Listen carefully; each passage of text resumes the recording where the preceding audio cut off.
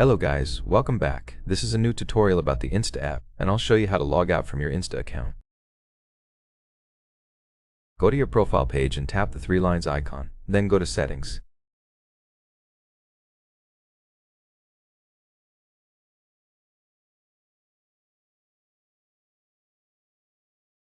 Swipe down and tap the logout option at the bottom.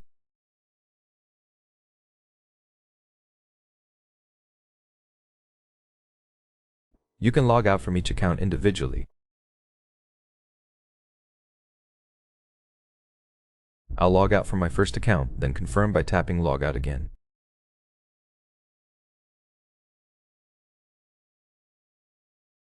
Now I'm on my second account because I logged out from the first one. This way you can smoothly switch between accounts. I hope this short tutorial was useful, and now you'll know how to log out from your current Insta account. Goodbye.